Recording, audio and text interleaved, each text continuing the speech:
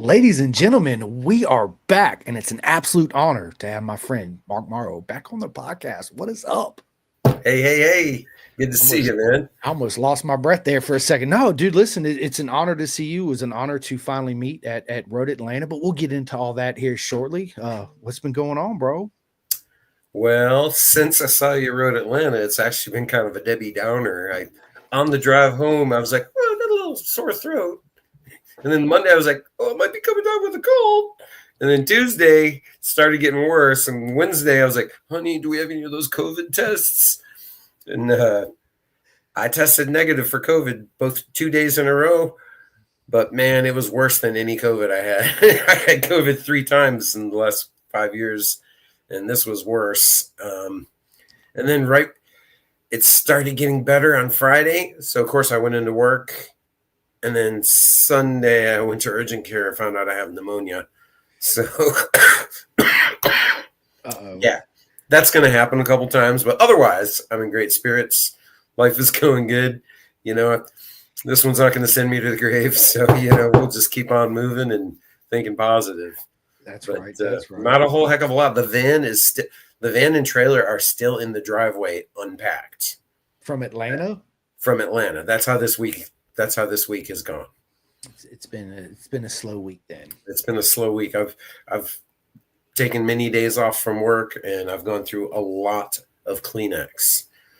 There's been a lot of Kleenex and a lot of over-the-counter cold medications that don't really do anything. Yeah. But I'm on some serious antibiotics right now. My head's kind of, so, if I act weird or say something, we'll just, it's not like this is going to be for permanent posterity for the whole world to see what can go wrong. What can go wrong, right? That's the question. Everything. Oh man. Well, listen, Mark, I hope you feel better, my friend. Nothing being sending y'all the love and the good vibes for sure.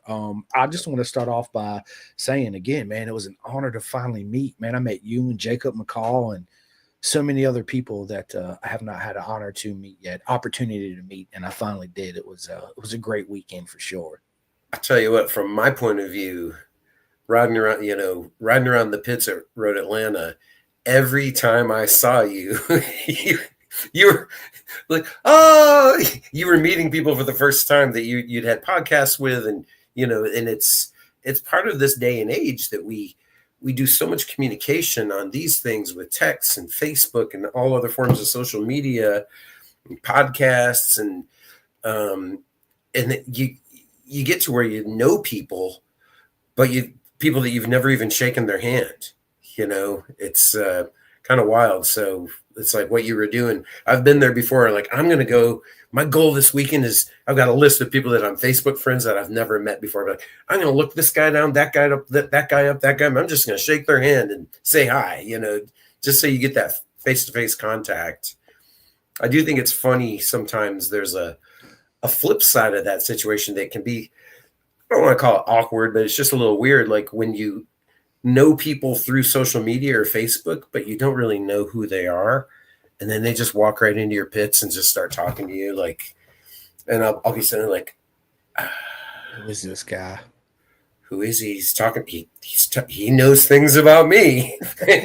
Like, oh, did I share that on Facebook? Oh, don't you remember we changed messages 3 years ago about RD carburetors? I'm like, okay. So that's always kind of funny, but it looked like you were in high heaven of just meeting people and saying hi and pressing palms. And yeah, man, it was absolutely amazing weekend. It always is when I show up to the races. That's one thing I love to do is when I have people on the podcast or meet them even before or after. To me, it's a full circle journey. Yeah. Right. And we're all family. Right. And we share obviously the same passion. So it's Rossi looked like he was having a good time too. He always had a smile, and he was always just zipping around on the scooter and the bike and everything. It was really good to see him. Yeah. Rossi, he's definitely a character. People always ask me when he don't come to. That's the first thing they say. It's not, hey, it's nice to meet you or see you. Where's Rossi at? Where's Rossi? Where's Rossi? Right, he's the popular one. So yeah, Rossi. His job when we show up on the weekends is I give him a bunch of stickers and have at it. Go give them out, and he goes out and makes friends and laughs and giggles and Yeah. and gets Dr. Pepper and all that stuff while he's there at the races. And yeah, it's I stay fairly busy too. It's I like to have that face-to-face interaction and to have a genuine conversation with everybody. Yeah. It means a lot to me, it really does. So all the love and support again, I just want to say thank you to everybody, because without Mark and all of you guys and girls coming on here, I wouldn't be able to do this. So it's nothing but love to everybody out there. It's exciting. It's I enjoy it, man. I really do. So. Yeah. And the Cycle Jam at Road Atlanta is always such a special event too. Really, it's really the second biggest event on the WERA schedule, not counting the GNF. And you get all regions coming. You get a lot of strength. You get used to racing against the same people in your own region. But the Cycle Jam and the GNF are unique because they have the people from the whole country show up. So it's always a higher attendance. It's always a lot more competition out on the track. And there's also always a lot of extra stuff going on in the pits. We had almost as much fun in the pits as we did out on the track this time. We had great cookouts with friends and sat around and told lies and stories and stuff, into the late hours of the evening. It was really just an epic event. It really was. It is, and Rossi was like, and I told him, I said, look, the Cycle Jam race, this club race is different than Moto America weekend event, right? It's laid back. It's not pressure. It's everybody's relaxed and chill. And even said that he's like, the atmosphere is different, Daddy. I was like, it is. Absolutely. Oh, yeah. It is. Yeah. 100%. So, though compared to a regional club race, the Cycle Jam is a little higher stress than, a weekend down at Roebling or a weekend up at, CMP or VIR or something, that those are slightly different too. But compared to Motor America though, Motor America is pretty serious. There's money on the line, a lot of money. Speaking of Road America this weekend, a lot of exciting stuff there. It was absolutely a mega weekend of racing. Blake Davis, dude, big congratulations to Blake, man. Both of those super sport races, phenomenal. Blake and PJ, and and Kayla was right. I mean, she was really right there in both of them. She really had she made up for the start. I mean, she had a good start on Saturday, but she had a great start on Sunday. But just kind of that, tracks like Road America and Daytona, it's a chess game. And sometimes you can play the best chess, but just you find yourself in the wrong place at the wrong time, and if you lose the draft train, it's over. It's just game over pretty quick. Yeah, it's but speaking of wrong place at the wrong time, how about poor Ella Dreher? And she got pinched into that little cup. She had nowhere to go. She had nowhere to go. I mean, she just sack of potatoes right on the ground. I'm glad she got off really light as far as injuries go and everything. They got that bike restarted, but her shifter fell off. Been there. Yeah, we've all been there. Had a shift in my hand, right? Yeah. Hers was in fourth gear at least. My shifter fell off once when it was in second. Like, yeah, we're just gonna withdraw from this one. Right, leg out. I'm coming in. Yeah, I want to throw a shout out to Camille Conrad too. She took that looked like a pretty hard. I haven't read anything about her progress. If she's okay or anything, because I mean I'm thankful to get the YouTube coverage, but it's not very deep, on YouTube. So they didn't really dwell on her condition. I hope she's okay, but that looked like a really nasty fall, and that's even on a beach on a Royal Enfield, that's still 120 miles per hour going into that turn, for maybe a little bit more, and did not look like a light fall. She went down hard. She did. And so Kara Knibble, big shout out to first win of her at Road America. Wasn't her first win, it was her second win. And then big shout out to Miranda Kane, her win too, right? And then Kiara actually wrecked in the second race pretty bad too. It was a pretty nasty crash too. So Nothing but love and support. Everybody knows I'm a big fan of BTR, Build Train Race, Same Roll here. Enfield. It's absolutely an amazing program. So, yeah, I for would, sure.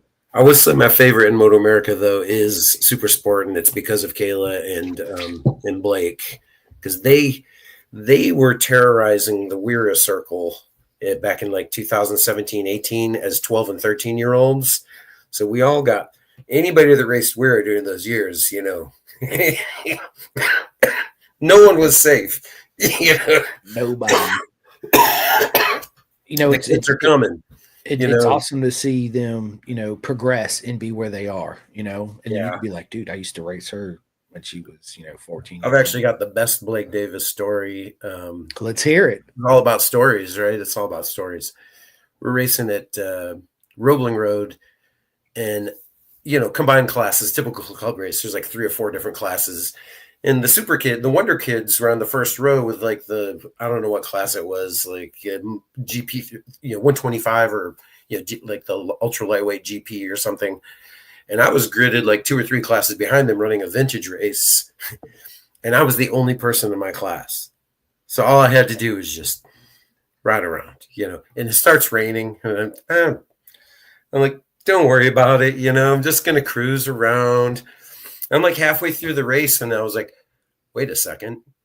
Those damn kids are back. They're going to lap me.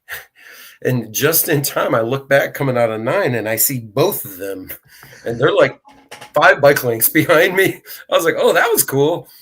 And so instead of like swerving or pulling over or whatever, I stood up tall to give them a big old draft, and both of them go whoo by me, and they continued on their battle. I don't know who beat who that day, but later on in the day, I'm in the pits, and here comes Blake, and I think he was probably 12, maybe 12, 13, whatever, but his parents raised him very, very good. He's very polite. He's like, hey, mister, I just want to thank you for getting out of my way and giving me that great draft. He said, most of the grown-ups don't like it when I pass them. And we talked a little bit about 2 strokes because at the time, he had a 125 that had an 85 motor in it that he would race in a lot of little classes and everything. And he was like, oh, well, my 125 is old enough for vintage. Maybe I can come race in one of those armor races with you in the vintage class. It's like, yeah, they got an age limit. Sorry. Yeah. But that's my favorite little Blake Davis story. I love it, man. Blake's absolutely amazing. His dad, Mike's absolutely amazing. So is his mom. It's an honor to dude. They only live 45 minutes from me. Oh, yeah, nice. Yeah. They're in Lynchburg. I'm in Roanoke, so literally it's a 45-minute drive. Yeah, it's close. Very close. Yeah. So yeah, I text his dad as soon as Blake crossed the finish line. I was like, bro, absolutely proper mega congratulations, let's go. Right, I love it. I get asked the question all the time, who's my favorite racers? It's all my friends that race, you, Mark, everybody, Ella Dreyer, I mean, dude, Matty Sculch, you name it, all of them are my favorite riders for sure. It's and I raced for him. That really wasn't decided until the very last corner too. He put it all out there. Didn't look like he was going to be the winner going into that last corner. There was some interesting strategic shuffling going on, and I'm sure he was just thinking, watch this. That's interesting. I'm out. Yeah, I'm going to go for it.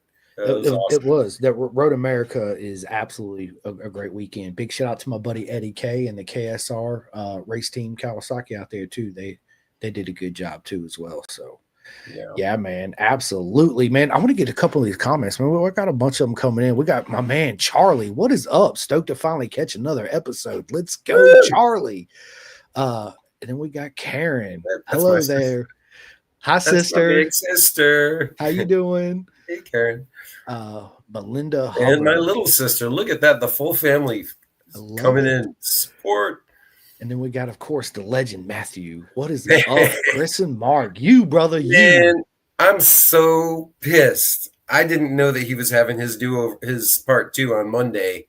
Totally missed it. And you guys are sitting there talking about me, saying nice things, making up lies. And I didn't hear it until like Friday. Like, but but I'm gonna try to get Matt on my Ninja at Mid Ohio. I think that'd be a great opportunity for him to go out there and zip around and race a little bit in the 400 class. And that track is a lot of fun, but it's not necessarily one you learn in an afternoon. It definitely has some blind corners that you just need the repetition of running around lap after lap before you kind of get them all dialed in. Yeah, Matt was an animal on the endurance race Friday.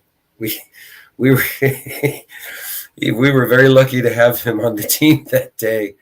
He led it for a while. He led. We were started. I was started talking about, well, maybe I just won't ride the last session. We'll have Matt go back out there again. But he wouldn't have any of that. He's like, no, we're all here to have fun. But he was flying. And then, speaking of Wonder Kids, Nathan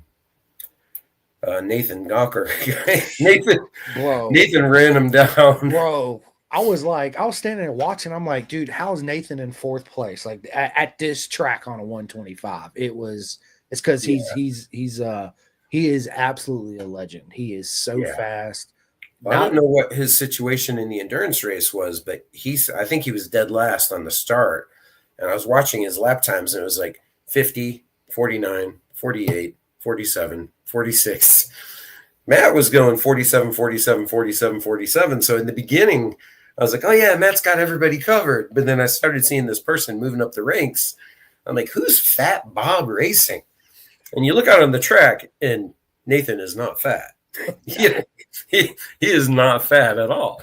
And we started doing the math, and it was like, oh, no, there's no chance. It's not even going to be close. But we're all like, hopefully Matt latches onto his tail and learns something. And he sure did. All of a sudden, Matt started doing 46s and even dipped into the 45s, chasing Nathan. And that was really impressive to watch.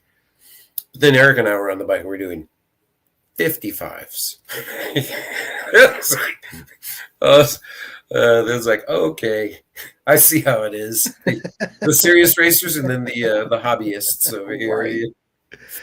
Yeah, it was an honor to finally meet Nathan. I walked by and I seen it as name on the bike, and I was like, because he was turned around, I was like, Nathan, what's up, man? It's Simcoe. And he just looks at me, and I was like, dude, I hit you up on Instagram. And he says, oh, my dad takes care of that. And then his mom walks up, right?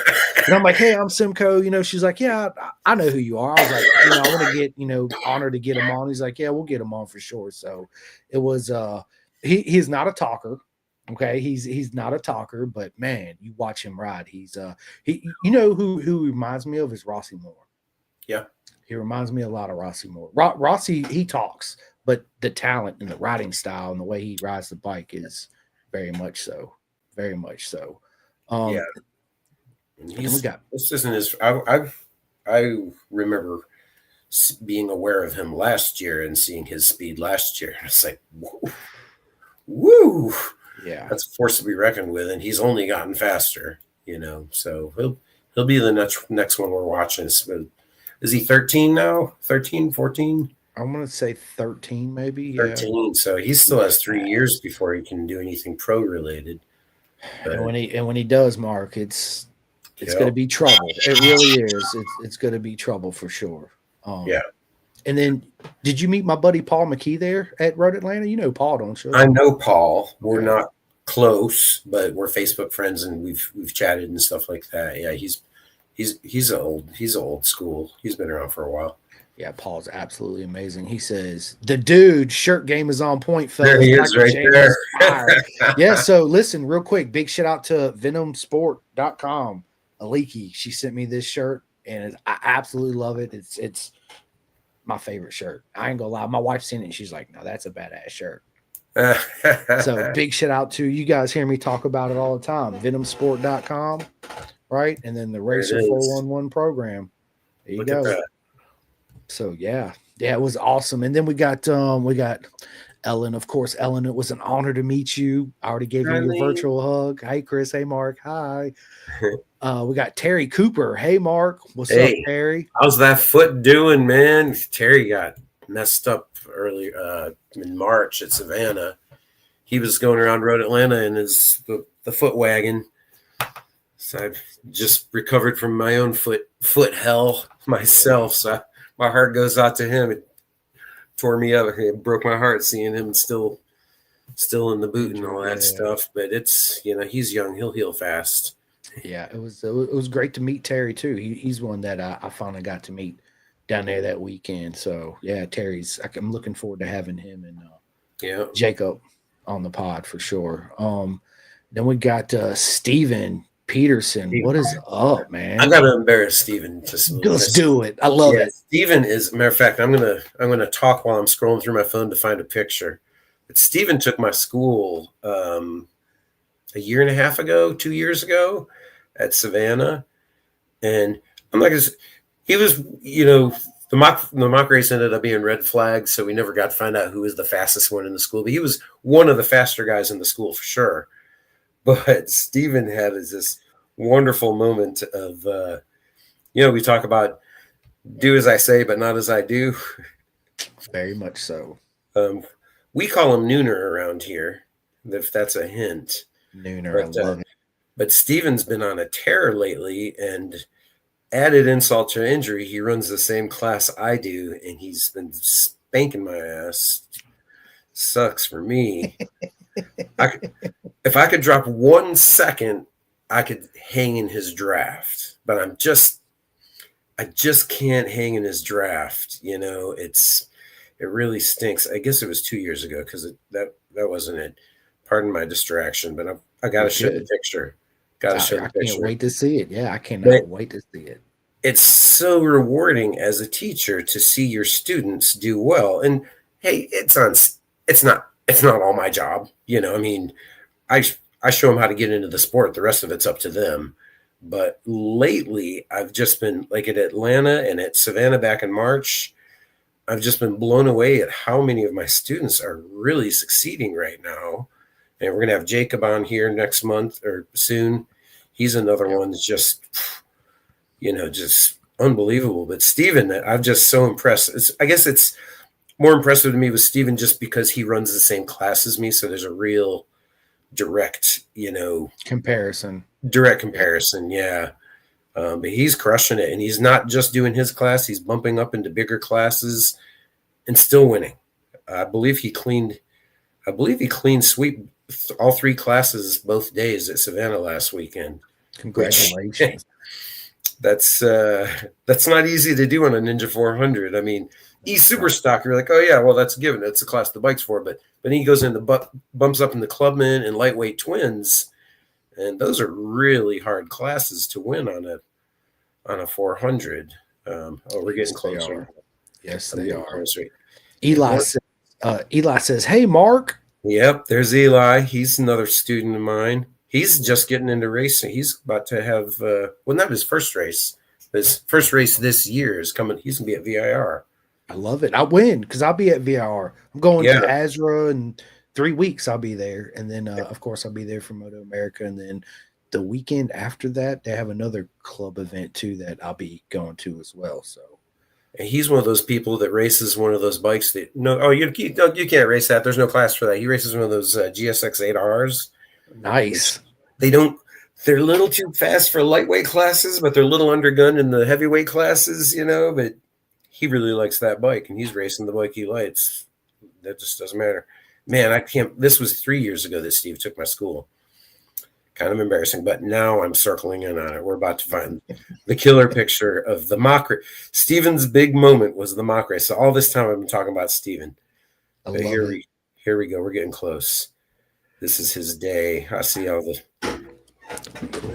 Well, while he's finding that picture real quick, which brings me to a good point. This episode is sponsored by Next Level Financial. Take control of your financial future. Get your complimentary financial analysis today by Seth Starnes. He also has Next Level Suspension too as well. He's well known in the paddock too, especially in Florida. He's laughing. He found it. Let's go. Hold on. Where's the camera? We got it. Oh no, the lights aren't going to allow it. Darn it. I see. Go. So the starter dropped the flag and Steven dropped the clutch, and I didn't get it exactly, but he got that thing straight up at 12 o'clock, saved it, took off, and was on the second lap, was in the lead pack. We call him, my wife and I call him Nooner. We've always called him Nooner ever since then. I'm bad with names, so I'll be like, that guy. She goes, Nooner. I'm like, yeah, him. You beat me again. Thanks, babe. Oh, I love it. I love it. Nooner beat me again. That was a lot of work just for one crummy cell phone picture. I'm trying to think if I met Steven at Cycle Jam. He was there. Oh, and by the way, I did beat him at Cycle Jam, but I cheated. I hopped off the Ninja and I hopped on the Aprilia. Love it, dude. And the only way I beat him was we got to the back straight and I went, mine has more than yours does. It was a very fun feeling. Just go, woo. He still stayed amazingly close. And in fact, I think he got second. He ran third most of the race, but then the guy that was dogging me in second ran wide in the last turn. And Steven was right there and got second out of that. Says, yeah, payback, man. Grudge match. I love it. I love it, dude. You give me 30 extra horsepower, I can beat him. I got you then. I got you covered, right? Yeah. Let's see. Matthew says, always fun to learn from a 13-year-old kid. Facts, right? That's where that humble pie, I always call it, comes into play. But it's fun, you know. It's great to see future legends of our sport there and see how fast they are. It blows my mind. When I was watching Nathan, I was like, this kid right here is, he's going to be trouble for sure. Eric says his father is very committed and a great dude as well. You know, Eric, I haven't had the honor to meet his dad yet, but I will for sure, 100%. Yeah. Tyler says, hi, Mark. Hey, Tyler. And of course, we got the legend in the house, Derek Stick Boy. Stick Boy. What is up? He's awesome. Man. Jamie Hester. Go ahead. Sorry. Oh, those tires were hooking up. They were hooking up at Road Atlanta, man. Very happy with those tires. Me and Derek had a nice chat there. It was an honor to finally meet you, Derek, for sure. You and your wife. It was great times, fun times. You guys stay tuned because I finally get Derek on the podcast, people. So you guys will hear all his story. Yes, 100%. And then Jamie Hester says, love Mark Morrow. Jamie, she's awesome. She is awesome. Stay tuned. Are we gonna get Jamie on? Get Jamie on too? Jamie's coming on. Yeah, Jamie's coming on. I want to get everybody on. That is my thing. Everybody club racing, track day junkies. I mean, how else are we gonna grow our sport, right? Everybody's story needs to be told. And absolutely. I want to have you on my podcast. Let's tell your story. Let's have fun. That's what it's about. 100%. Do it. Oh, dude, we're going to, man. 100%. I'm down. Let's see. What else? Steven says, yeah, I bumped into you with Carter Dabney and the UFC Night Riders. Yes, that's right. Yes. Steven, send me a message, man. We'll get you on the pod, buddy. Yeah, and Carter reached out to me today. I'm very excited about where that might go. That should be a lot of fun. Yeah, it is. So I'm gonna have to enlist Steven as a coach for the event that Carter and I are talking about, because I don't know if I have anything left to teach Steven except get a faster bike. Yeah, but now the student becomes a teacher. Now you can learn from him too as well. Yeah, 100%. Ella, good point. That we'll get into that. She says, want to hear stories from Stick. You know, he has them. Yeah, 100%. Can't wait to get Stick on the show. I know he's got a million stories. We was talking. Yeah, we talked a lot about our buddy Billy Etheridge and all that good stuff. So yeah, Billy is definitely sorely missed. 110%. So Mark, man, talk to us about your school. What you got coming up? Hold on just a second. Derek I've never done anything fun. Okay, Derek. Yeah. Okay. So I've got 2 dates this year coming up, not till September and November though. So really I'm focusing on the racing and the endurance team. I haven't forgotten about those schools. Don't get me wrong. Absolutely. But I feel like, it's always great to be promoting things as you go, but when you put a lot of energy several months in advance, it can make things weird. So I haven't been really pushing the schools, this year. Because I just had the 3 dates and one of them was back in March, but I've already got my first person signed up. So there's somebody that's more prepared, and just got my first. And matter of fact, he just sent the deposit yesterday, so I'm very excited about that. It's great to have them already filling up. So I hope to have these two schools both are going to be at Roebling. One September 21st, which is a Sunday, and then the other one's November 23rd, which is also a Sunday. And there's a chance we might make the November 23rd one in advanced skills techniques class, which is basically it'll be for licensed racers only. You have to have a race license to participate, and we won't be wasting time on the fundamentals and this is the green flag, this is a black flag, this is a checker flag stuff. We're going to get right into passing techniques and advanced racecraft stuff, doing fun drills, things like no brakes drills. And have you ever gone out on a track and done no brakes? Yeah, you have to. Not like I didn't service my brakes and there's no brakes, but when you intentionally, yeah.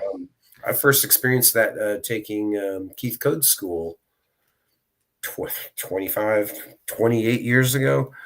But what a brain. I mean, it really forces you to get your corners. You learn really quick. Oh, I was slowing down too much for these turns, but it only works if everybody's doing it. And also if you can do it for 2 or 3 sessions. You don't go out there and have one no break session and figure anything out. It's really that second and third session when you start. But I love with advanced skills. Whenever I do an advanced skills class, we definitely have at least 3 sessions that are no brakes, no gears either. Just put it in 5th gear and letter E. This is all you get. This and that. And then we give everything back, give the brakes and the gear shifter back, and then we see what you can really do. The advanced technique schools are a lot of fun. To date, I've only taught 3 or 4 of them, but every time I teach one, everyone has a great time. Tyler Dennis is another student. I don't know if he's on the podcast, but he and Steven end up battling a lot in the E-Super Stock class, and he had a lot. He got a lot of that when we did the school at VIR South last year. We did an advanced school on the second day, and he got a lot out of that. But so yeah, it's kind of a low-key year for the school, and a couple of months ago I was kind of depressed about it because I'd had these big plans to have like 15 or 16 schools this year, and then not one but 2 partners that I had handshakes with backed out on me, and I was like, oh, okay, and it kind of put me in a little funk. But lately I've just been blown away by the warmth and support, seeing all my former students do so well, and I'm getting messages, off the hook with people asking when's the next school and, how can I get involved? And I'm realizing that, sometimes things just happen for a reason. And sometimes the thing that needs to happen is you just got to take a step back and focus. And, sometimes you have to change your approach. And I was so focused on trying to have as many schools as I could. And now I'm more focused on, I want to make both of these schools I have here amazing, best schools I've ever done. And so that's kind of where I am. And I was really blown away at Road Atlanta. I had a dozen former students of mine out there succeeding on the podium, Max and Carolyn and Doug and Jacob, Dennis, Tyler and Steven. It's just so great to see all these people just flourishing. And like I said, I don't deserve all the credit. I mean, they're the ones twisting. They're the ones doing the hard part.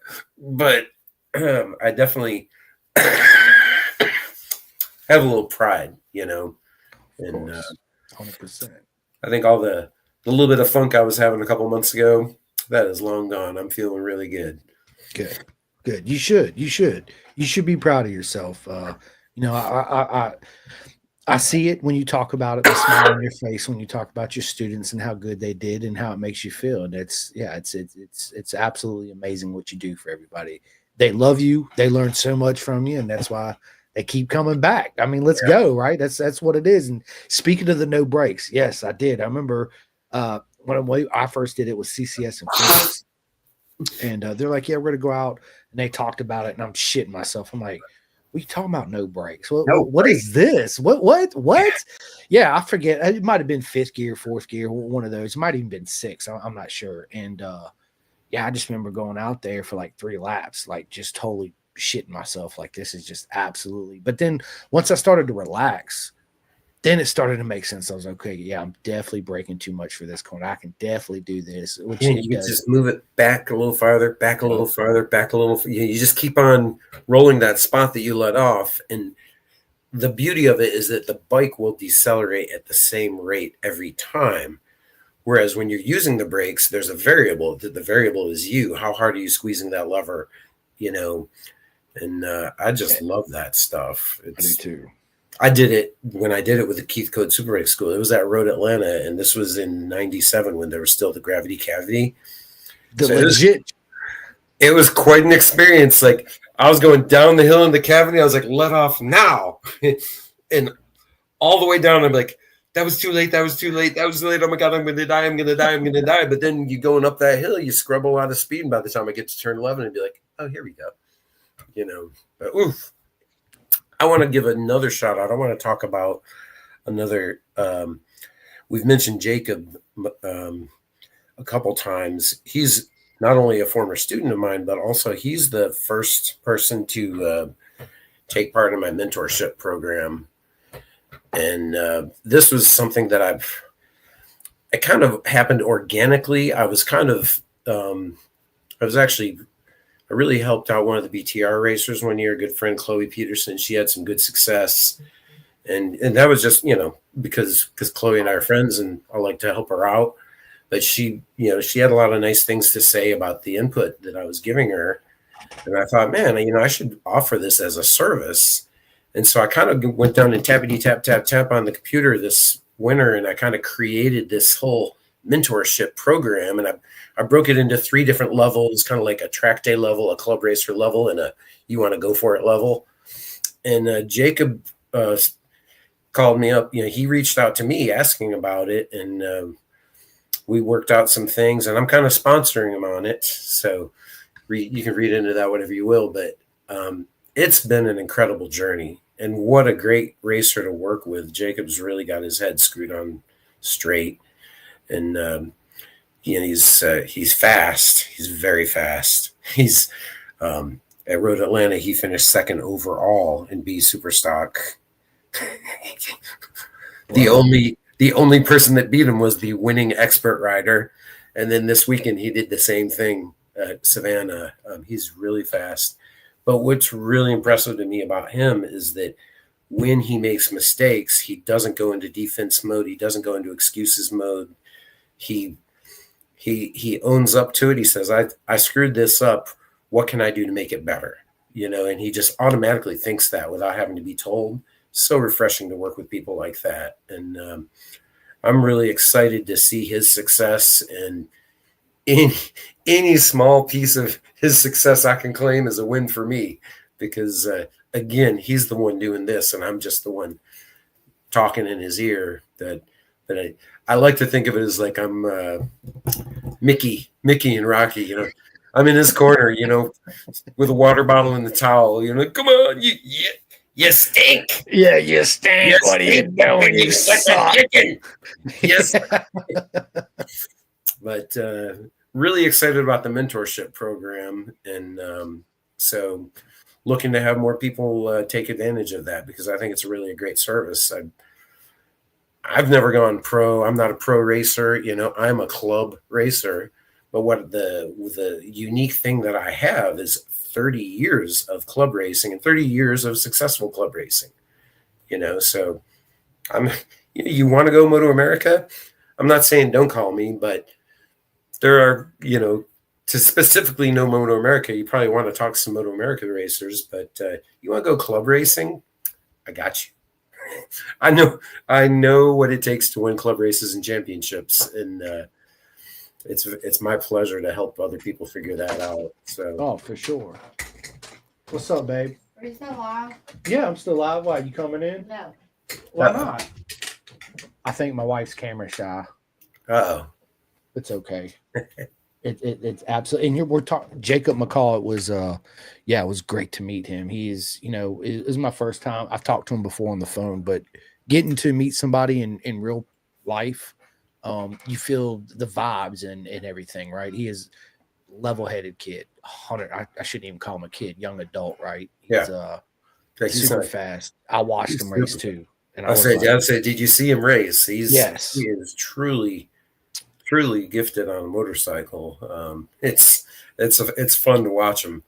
And I finally got him to start wearing a GoPro when he's on the track. So now we're really now we're really getting at it. I love it, man. He'll probably talk about the first video that we reviewed with him. I was kind of hard on him, but he went out the next day and dropped 4 seconds. So, and that's no easy feat. 4 seconds. That's a huge jump. Yeah. Sometimes sometimes you got to be hard, It's tough love, right? Yeah, absolutely. Yep. Tyler actually has a question. He says, should someone do track days before the school if they're a total beginner? Man, that is a great question. It is. And the true answer is no. I designed my school to be approachable for a brand new, never been on the track. I've never raced before. I've never even gone to the track. I just want to give it a try. So we teach you to crawl, and then we teach you to walk, and then we teach you to jog. And at the end of the day, we let you run if you want to run. And by the end of the day, you will definitely know either A, I'm gridding up tomorrow, or B, I need to go do some track days to practice on some things. So one of the things that I hear that drives me crazy, I'll say, oh, yeah, I run this school, blah, blah, blah. And people say, oh, I'm not fast enough to take a race school. I've only been doing track days for 2 years, or fill in the blank. 2 weekends, 6 weekends, 10 weekends, 20 weekends, whatever it is. It drives me crazy because you don't have to be fast to race. You just have to want to go out there and race. And I think we talked about this in the last one, but it's worth talking about again.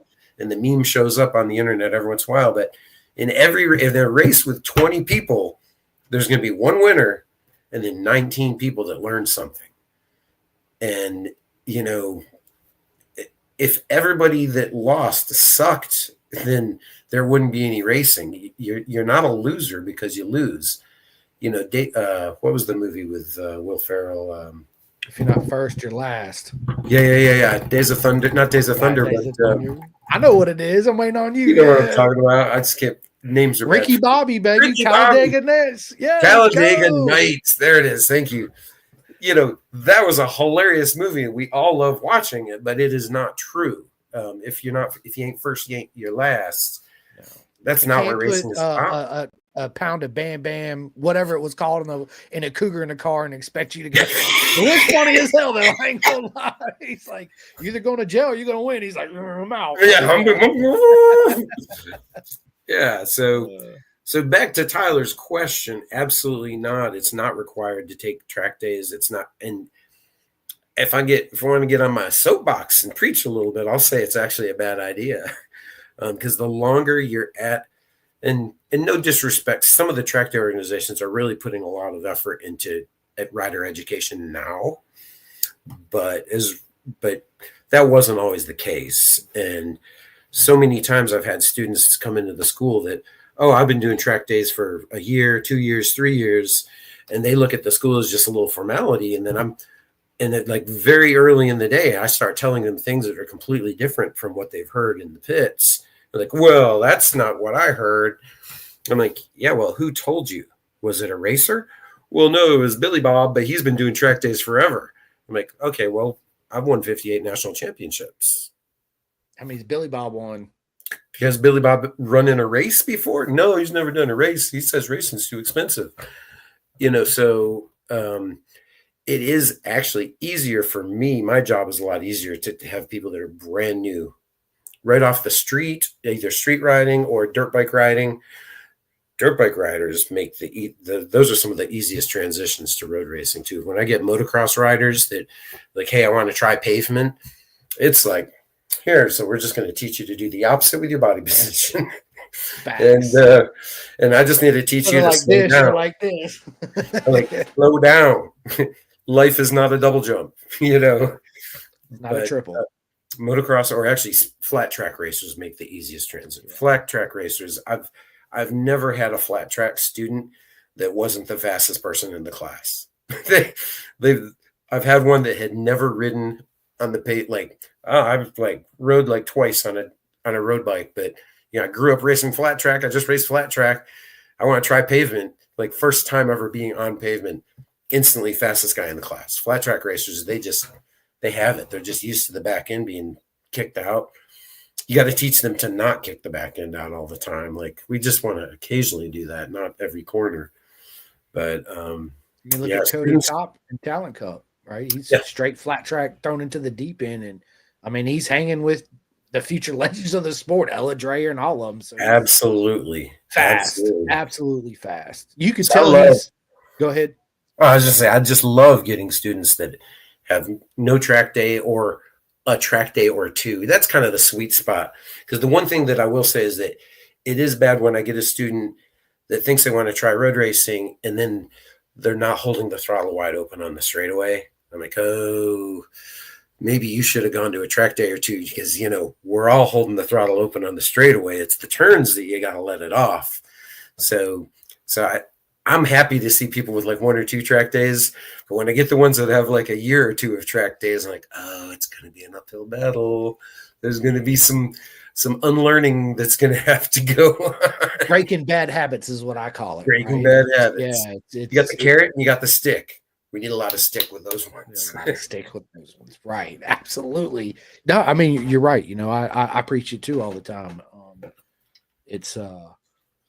It's hard to break somebody out of that bad habit versus you get somebody in that's done just 1 or 2 track days and never been on there because now they're a sponge, right? They subconsciously put all that shit that they think they know in the back of their mind and then just taking all the info in. And then when they finally get out there, like it clicks. Everything comes together like, oh, now I see, right? And then that's where the real progression starts instead of, getting around somebody that's, I'm Ricky Road Racer and I know it all and this and that. And like you said, you got down the front straightaway and they're 3/4 of the throttle open. You're like, what are you doing?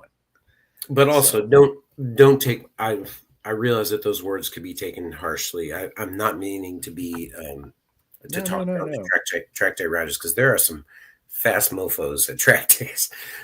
The advanced group in any organization is full of people that really should be racing. If you do enough track days that you're in the advanced group, come on, line it up. How long do you want to just go in circles without chasing something? Let's go. Come on. Right. But the intermediate group, that's like that. Ooh, you got to go in the inters. No. I'm not ready. It's like my one thing. Like I love private coaching, one-on-one private coaching, but whenever someone's like, I'm in the intermediate group, I'm like, oh, that means I'm going to have to ride in the intermediate group. I don't want to. How about I'll just take videos and coach you from the sideline? I'd rather be in the novice group at a track day than be in the intermediate group. The novice group, the novices, they know where they are. They know that they're down here. They have some humility. They take direction well. They pay attention. They pay attention. They have a very healthy, real fear of screwing up, getting embarrassed, getting hurt. It's the inter riders. They kind of like, well, I used to be a novice, but now I'm an inter now. I'm an 8th grader, not a 6th grader anymore. What are you talking about? I'll just always, when I'm coaching an inter group, I'm just like, okay, I'll follow you. And can I put a big yellow sign on my back? Please don't hit me. People coming. It's always the big bikes too. Yeah, right. Yeah, it's 1,000. There's also people getting into their first track day or club event. There's a lot of pressure too as well, going into just everything about it, right?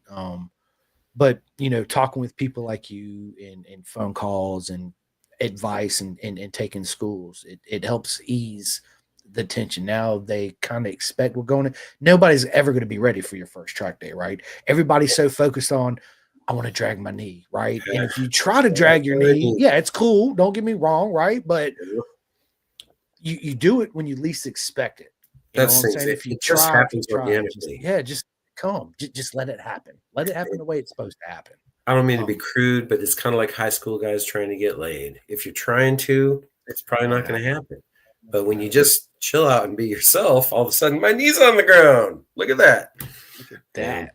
And then you can go home and tell your friends, well, I drug my knee today. Check this out. I'm a ninth grader today. Yeah. Oh man, I love You it. know, most of that pressure it comes from internal. They put that pressure on Of themselves. course. I see quite often with track day riders that they're really worried and focused on what everybody thinks of their riding. And I'm kind of like, dude, I don't want to be rude, but no one cares. Just go out there and do your thing. Have You fun. know, they get so worried about, well, my BP isn't good. I don't have my elbow down. I don't have the tweezer grip. I don't have this tits on the tank. I don't, they're all worried about how they look or how slow they are or who passed them. Or I'm like, it's a racetrack. People are going to pass people. No matter how fast you are, there's always going to be a bigger fish. And, just go out there and do your thing. No one really cares if you're the passer or the passee. You do something stupid and hurt somebody. Now people care. Yeah, people care. Yeah. But I think a lot of track day riders, especially the newer ones, they put way too much pressure about how they're going to look. And it's like, dude, we don't care how you look. We just want you to go out here and gain some experience in a safe, controlled environment and, get faster and more confident and more comfortable. And, not everybody's dragging knee or elbow or whatever the first time. We all move at our own pace, and that's the way it goes. Oh yeah. I mean, I've never. Well, I take that back. I've dragged my elbow several times. When I do, it's my hip follows, and then my Yeah. shoulder, and then I'm like, "Well, there goes my bike, right?" And I look behind me. I'm like, "Shit, this is gonna suck, right?" Yeah. So it's something that I always wanted to do, but I just feel like dragging your knee, right? It happens when it happens. So I I see don't you. sweat it. I see you read out the same hymnal that I do I do. Yeah. when it comes to elbow dragging. Oh yeah, for sure. Yeah, I've been Jorge. I can get as low as Jorge Martin. Yeah, if I can drag that helmet on the ground, what are you talking about? Mark Marquez, Mark Morrow, they're the same guy, right? We are seniors. Yeah. What are you talking about? Oh man, I love it. I'm in advanced program classes. I'm going straight to college. Going straight to college. Straight to college. Jacob McCall says nothing but love for everyone. Appreciate all the support and continuous support system.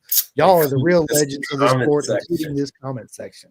Yeah, that's Jacob right there. Yeah, absolutely, man. I love the humbleness. It reminds me of me. I'm a very humble guy too, as well. So is Mark, right? So it's I don't I when people say nice things about me, of course I eat it up, but it's just when you use certain words like legend and stuff, I'm like, dude, I'm just a normal guy. I'm just like Mark. I'm just a normal guy, right? It's like the inner shyness comes out. You know what I mean? It's but Jacob's very humble guy and it's awesome. He also says, my very first track day coming from Dirt World was Mark's school. The very next weekend, I raced Road A immediately. Haven't looked back since.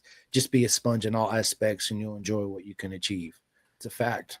And true to that, when he took my school, I didn't know that was his first track day. And he didn't ride like it was his first track day. He rode controlled, matured. He did have one little incident where we actually called him in and just said, hey, and I wasn't talking about Jacob when I said that. One thing you have to tell the dirt bike riders is we need to just keep it on the pavement. Is it Guy Martin? There's a gray blur and there's a green blur. I usually try to stay mostly on the gray one. Yep. He's talking about the Isle of Man. Yep. Which is going on. So if you guys hadn't subscribed to the TT Plus, what are you doing? What are you doing with your life? The greatest show on earth is happening. Why are you watching us? Now. You should be watching TT. Bro, right, for real, right? You can go back and listen to this.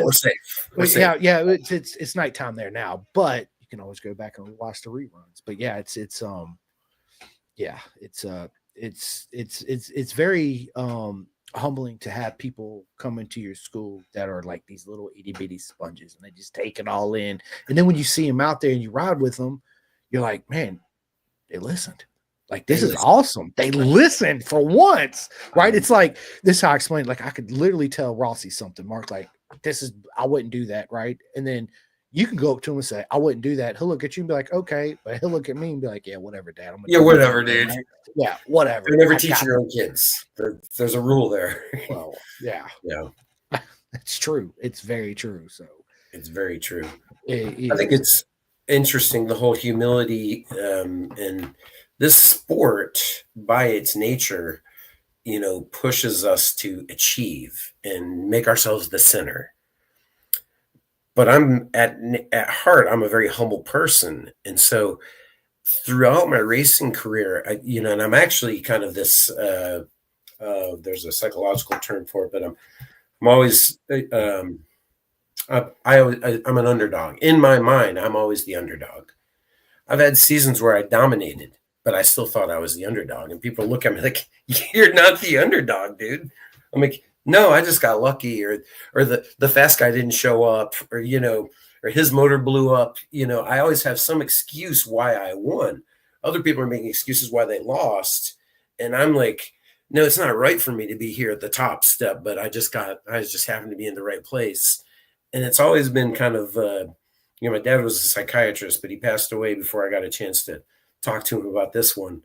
That it's interesting that I was always striving to be the best, but then when I was the best, it's always been like, "Oh no, I just got lucky." What, me? It's kind of weird. It's like pushing and pulling, and you're ultimately not going anywhere. You're just kind of stuck in this kind of thing. But I still, whenever I line up on the grid, I think everybody's going to kick my ass, and I'm just going to give it everything I got to show them that they can't, because I'm the underdog. I'm the underdog. I'm going to be a scrapper. It's always weird to me when people say, "Oh, I expected you to dominate that race, and then you finished third." I'm like, I'm 56 and like 250 pounds, and I'm racing against kids that are this big. I don't think I'm going to dominate anything. Maybe the comment section afterwards on Facebook. But or that hamburger on the grill, I'm dominating that as soon as I come off the track. Facts. I'm really into fitness. Fitting this whole pizza in my mouth. Right? Oh my God. I'll tell you the pride I get. Well, I kind of touched on this already, but like last in March when I got the whole shot. Well, compared to Steven, I got the whole shot, but then going into turn one, he went around me and I was like, "Oh, it's Steven, my old student. I'll latch onto his tail and see if I can't show him a trick or two." And then half a lap later, Steven was like doing this thing. I was like, "You go, boy." Okay, I guess I got nothing, man. Good Let luck. me pull out my notepad and take some of these notes right now. Yeah, exactly. Yeah. I'm pretty sure that if I hopped on a 750, Jacob would be doing the same thing too. He's just fast. So I am truly blessed to be seeing so many of my students just flourish and just do great. You know why? You know why that is, Mark? Because you're great and you help them flourish. No, seriously. No, the other guy's motor blue, man. Oh yeah, right. And we're a sixth grader today. No, I'm just. Yeah. I'm really a fifth grader, but I just tested high on the scores. Right. I'm just wearing my dad's pants today with a belt. What are you talking about? My dad's bigger than your dad. Right. Paul actually has something to say about Jacob too. He says Jacob saved my race at Roebling this weekend. Came into tech after a crash. Needed zip ties to hold the bike together to finish. He bolted on his scooter and was back in seconds. Big thanks to him. Absolutely. That sounds like Jacob. Nope. This is consistent with Jacob. I mentioned that mentorship thing. Well, the first weekend I went to mentor Jacob, he spent more time helping me in the pits. He's like, "Have you checked your tire pressure? Do you want me to gas up the Ninja?" I'm like, "Dude, I'm supposed to be helping you. We gotta work on this thing." He made me up my game. I'm doing my own now. I get my tire pressure done before Jacob can get near my bike. Get it gassed up. I have to set my alarm half an hour earlier just so I can get my own stuff so Jacob doesn't come and do it for me. It's really positive influence around the pits. It's great. It's forcing me to be a grown-up when I really just want to be Peter Pan. But right. We just want to be kid. Well, I'm a kid at heart. You're a kid at heart. I mean, let's just be honest. Right? Forever. Yeah, that's what I tell people. When like friends are my age, right? You're older than me, but they're like, "Dude, I feel so old." I'm like, "Bro, it's right here in your mind. What are you talking about?" It's just a number. It's just a number, baby. Let's roll it. Enjoy it. Dial. Embrace it. Enjoy it for sure. And I'm 56, but when I was racing with Arma, I was kind of middle aged in the Arma paddock. There's some people that you'd be shocked. I mean, that I've seen guys racing in Arma that were in their 90s. That's rare, but there's a lot of 80-year-olds and 70-year-olds and 60-year-olds. The sport professionally, the sport is a young man's sport, absolutely. But as far as recreational and having a good time, man, you don't have no age limit. There is no age limit. There's no age limit. When you can't zip up your leathers, or when your hip's so bad you can't swing your leg over the bike, then you might want to talk about giving it up. But my mentor Ed Bargy is still running his school, and I believe he's 80 right now. The legend Ed Bargy. I dream of being able to teach my school when I'm 80 years old. I just and he's had some bad crashes too. He's the first one that taught me. You know how you can tell if somebody's a road racer or not. Like how he is, just watch them walk. Facts. Well, the older road racers, especially, they've got the limp and the hobble and the wiggle, and this doesn't work, that doesn't work. It's part of the sport. It works here, but just not here, right? It's like the communications got interrupted somehow. I need to fix the stream. Yeah. Yeah, I know, man. It is crazy how time flies, though, because I sometimes think about races that happened in the 90s, and I think of them like it was just yesterday.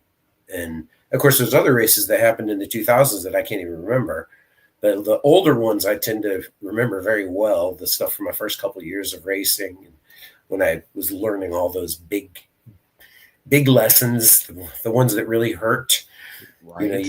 You remember those ones, and the firsts, your first win, your first this, your first that, first time I slid that, first time I tucked the front, but saved it. That's what I was going to say, first time out. Yeah.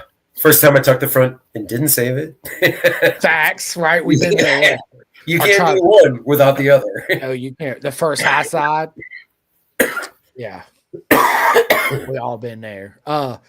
Derek says we used to play Talladega Nights on the projector when we raced at Tally. It was Colombian Bam Bam. Colombian Bam Bam. And what the little kid at the dinner table, he said, "Hey, Grandpa, you got any more of that sweet Chiba or whatever it was?" I started crying laughing. Dude. I was like, "Let's go!" Oh man, I love it. Thank you, baby Jesus. Yeah, thank you, baby Jesus. Derek says, "Ask Ginger Stick, am I the carrot or the stick?" Huh. That sounds like a trick question. It is. That's what. Yeah. Don't answer. There's no right answer to that question. He's setting us up, is what it is. He's definitely setting us both up. I plead the fifth. I seen the trap. I seen the bear trap. Uh-huh. My buddy Emmanuel, dude, he races. He's an absolute freaking fast mega guy. He says, I've met Mark, and I know everything he says, and those are the facts. So listen, Emmanuel, you need to sign up for his school, man. I recognize Emmanuel from Facebook, but we've never go out there and have fun. Yeah, he's that's great. I got a supporter. Supporters never even met me, but I try to speak the truth and facts whenever. And one thing about social media is everybody's got an opinion, and when true beginners or people that are looking for knowledge go on to track day addicts, track day junkies, all these Facebook pages, and they ask questions, half the replies are sarcastic, they're funny, they're the complete opposite of what the right answer. I always try to refrain from that form of humor, even though I appreciate that humor. I like to laugh at the jokes and everything, but I take beginners very seriously. I take people that are seeking knowledge very seriously. And I try to only say the things that I know. If I'm guessing, I'll say, I'm not sure about this, but I've heard, or, I'll always put some little qualifier in there that says, I'm not standing behind this one, but I'm pretty sure about it. But when I know it's a fact, I just state it as a fact. And that rubs people the wrong way sometimes. They're like, well, who are you? What do you think And now I got to pull, we had to pull out the yardsticks and whip them out and all that stuff. Like, all right, let me unbuckle real quick. Let's see what you got. Oh God, really? Come on. But I do try to help everybody out, not just just for taking my school, but just in general. I'm always answering people's questions because there's so much misinformation out there, and I just want to get the record straight. Don't listen to those yahoos. Here's what you really need to know. Don't focus on that. Focus on this. Get there. Put one foot in the other. Get your ass right to the grid and go race. Yeah, you said the nail on the head. There's a lot of misinformation going around on the internet when people get in there and asking genuine questions about just riding technique, anything, right? And it's everybody wants to poke sticks and and put people down when all they're seeking is how to progress themselves in our sport, right? Yeah. So yeah, I'm like you. I if I know be a fact, I say a fact. If I don't know and I'm unsure, I'm like, this might be the case. I'm not 100% sure. Let me check into it, and I'll get back with you, right? Something like that. So yeah, I don't want to put any misinformation out because I know the ton of misinformation I got when I first got into the sport. Everybody was coming at me with all this different shit, and 90% of it wasn't even fucking true, right? Let's just be honest. So it's one of those things. Ed Bargy used to have a great speech he gave at the beginning of his schools, because I started coaching for him in 2004. And I always loved this speech. He'd go through the whole, it's the very first little orientation before we're even going out on the track or anything. But he'll say, there's something along the lines of, you'll hear people saying, you go to a track day or whatever, and you'll hear people say, well, they say that this is what you're supposed to do. He said, anyone that tells you they say before they tell you something doesn't know what they're talking about. He said, you've come to take my school. You've paid me money to get my knowledge. You're never going to hear me say, they say. I am only going to tell you facts. I'm going to tell you facts that I have proven and painfully sometimes learned myself. And he's always been a mentor to me. So I always try to keep that up. But I do throw the they say in there just because sometimes I want to say, well, I'm not positive about this, but I'm pretty sure you're going to be okay following my advice. But I want to have a little bailout just in case I screwed up and I was wrong. So I will throw. That's one of the differences between me and Ed. Ed deals only with facts. I deal mostly with facts, but I let you know when it's not a fact. I'm like, well, those are all facts. This one should be good. Should be, maybe. Let's find out, right? Yeah, let's go. It's funny when you say that because they say a lot, right? Anytime they say the Earth's flat, right? They say we went to the moon, right? There's a lot of they say going on, so check your facts, people, for sure. Check your facts. 100%. Stick Boy said, where is it at? I just seen it. Stick Boy Bennett stole you quickly. He said it's talking about you mentioned the carrot and the stick. That's what he was referring to. Oh, the carrot. Once again, Stick Boy is about 3 steps ahead of the rest of us. We're right over our heads. Yep. Oh, my God. I still remember my pressures, though. 37-27. I'm going to be good. I was going to say, you got to beat Jacob to it, man. I got it, Jacob. I got it. I'm old school, man. I come from the era where you put 30-30 in there and you just worked it out, back in the good old days. That doesn't work so well these days. Well, the tire technology is far advanced from it. They're still black round things, but yeah, it's they're black, they're round, they stick. That's the main component of a motorcycle, people, is the two black round things, right? Mm-hmm. And it's funny we say that because I always said, like, you hear MotoGP and all this, we got to slow the bikes down. I said, make shittier tires. That'll do it. That'll absolutely, you forget all the millions of dollars you're going to redo all this bull. Just make shittier tires. Yeah, I don't want to start reopen a debate from 10 years ago, but that year that Rossi went to the Ducati, it wasn't the Ducati that was the problem.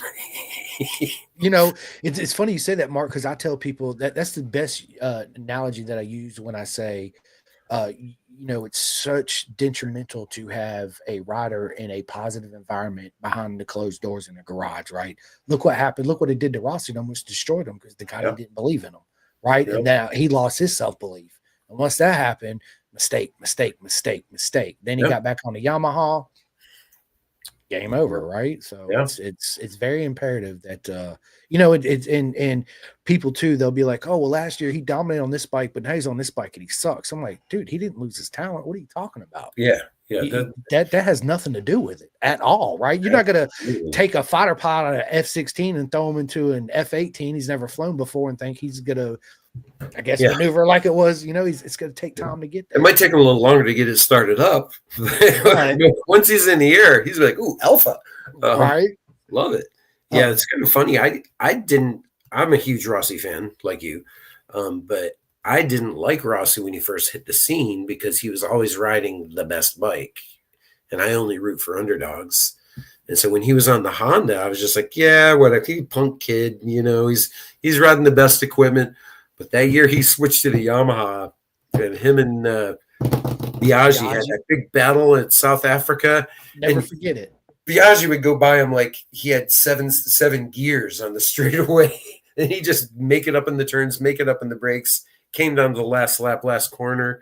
That was when I was like, all right, this guy's worthy of me. He's earned my respect. And bow down. Bow down, baby. I loved it when he went to the Ducati. I hated seeing him struggle, but I can't remember specifics. I think they went to a spec tire that year, and he was spoiled. He was used to having the one-offs. The Michelin factory would literally come to the track Thursday for testing or Friday for testing, and then literally make a custom tire that night and rush it to the track for the races the next day. And when they went to spec tires, he didn't have that. And, he just got a little coddled and spoiled, and all of a sudden everybody's on the same tire. And I think he struggled that year. It was less of, I think the Ducati had some of the faults, but it was really more about the tires. But that's a tangent. We don't really have to go down that way. Yeah, no, you're right. Right. Tires. I want to see Tire Wars back in Moto America. Let's bring Tire Wars back in Moto America. It'll lower the cost of tires, right? And so Billy saying, what is up, my man? He says, I got here late. Did you talk about Big Fish? Big Fish. I don't know what Big Fish is. Big Fish, Little Pond?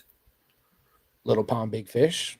I don't know. Billy was Billy was probably racing with USCRA this weekend up at Thompson Raceway, I believe. Yeah. Good. So what's the next event you're going to be going to, Mark? I'm going to be heading up to VIR in a couple weeks. I'm going to dip my toe into the ASRA pool, check out what their scene is like. I've heard really good things. So you're going to be there in 3 weeks when I'm there? I guess it's 3 weeks, whatever it is. Whatever it is on the calendar, I'm going to show up that day. I'm going to show up both days. I'm going to show up for Saturday and Sunday, and I'll bring the Aprilia and I'll bring the Ninja. And I'm reading through the rule book. There's not a lot of variety in the lightweight classes, so but I'll sign up for a couple of them. And I haven't raced at VIR since 2018. That was the last time we were raced there.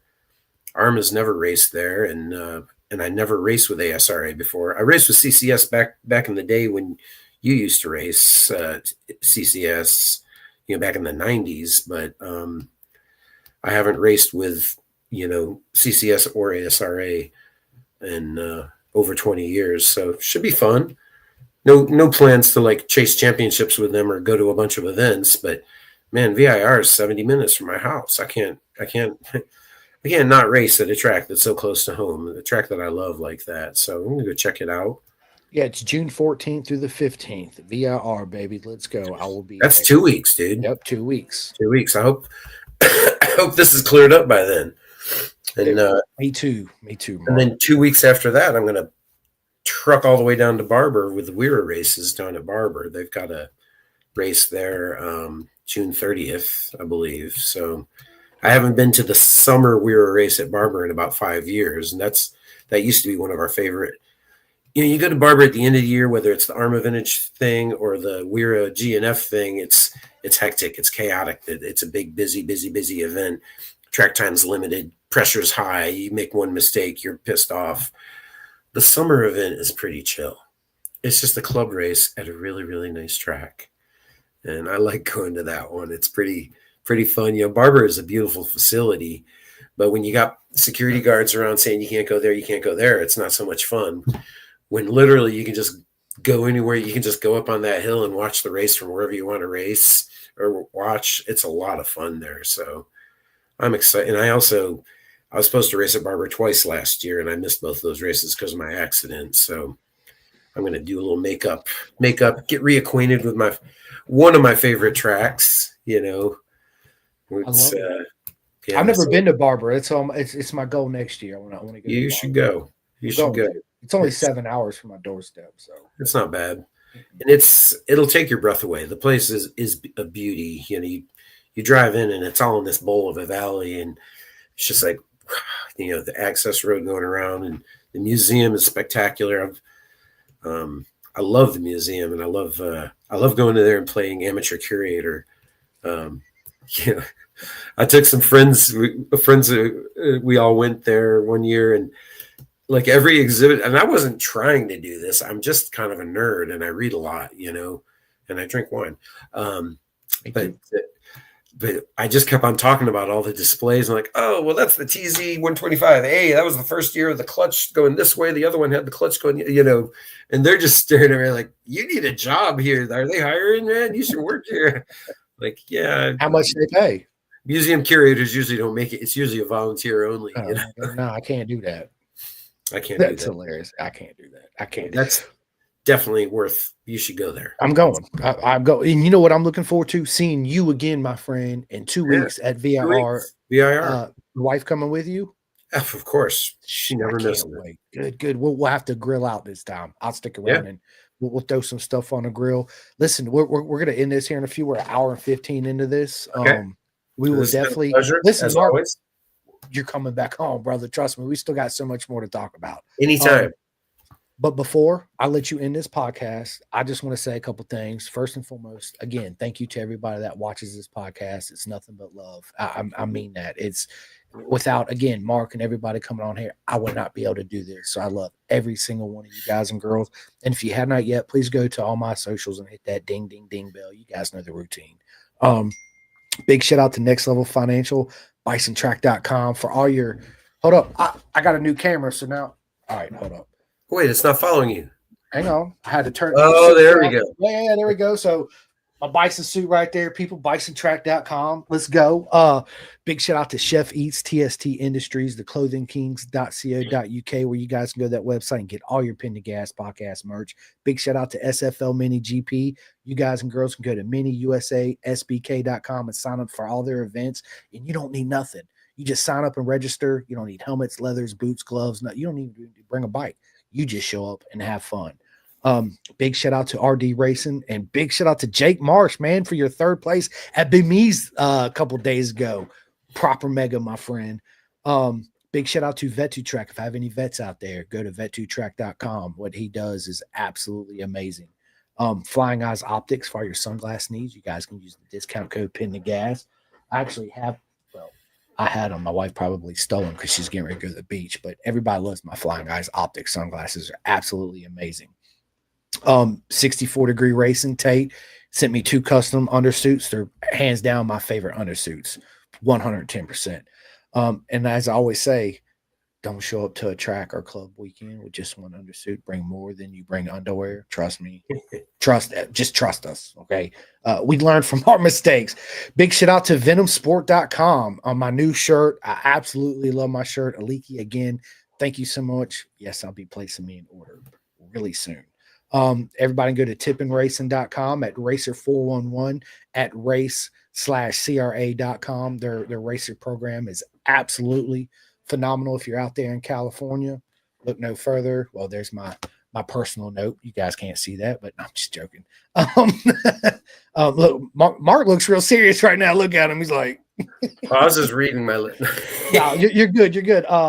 Big shout out to listen, I need everybody to go to roadracingworld.com.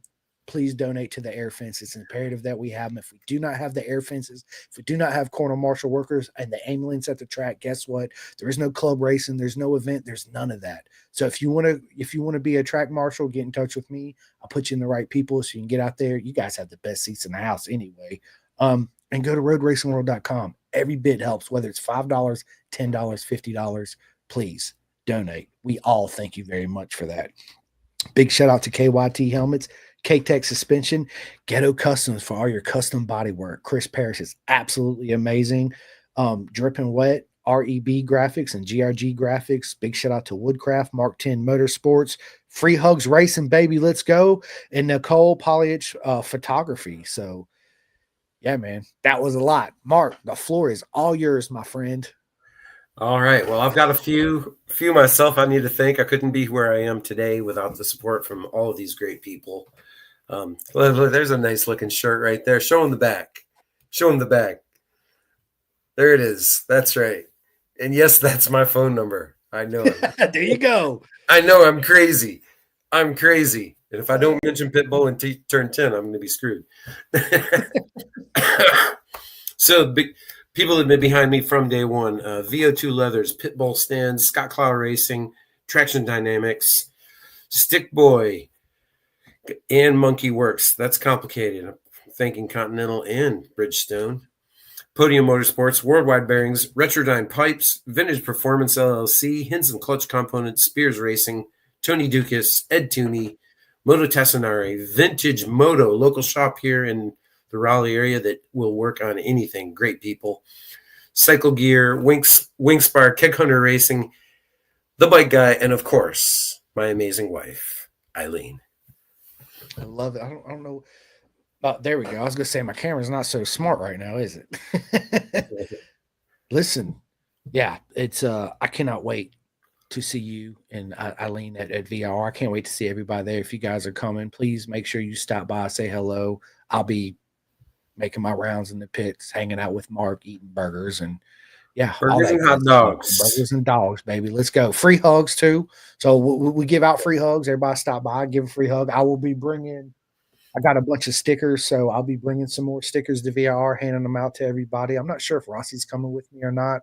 I'm gonna try. We need Rossi. Yeah, I know. We need Rossi. People need Rossi to come for sure. So yeah, I'll see if he wants to come. He might not. I don't know. Yeah, see. So, but anyway, Mark, listen, this has been a lot of fun. Please give everybody hugs for me. I'll shoot you a text, meaning you'll sit back down and do another one. It'll probably, be honest with you, it's going to be at the beginning of the year. Whenever you need me, I'm happy to jump in. Listen, you're always welcome. You will absolutely be coming back on this podcast many times. Matter of fact, I think me and you need to sit down and do a live one at VR in 2 weeks. I'd be down for that. I bring my phone. Yeah, we can pull it up on the phone. We can walk around the track, introduce people, say hi, and all that good stuff. Yeah, we'll do it. Absolutely. It'll be fun.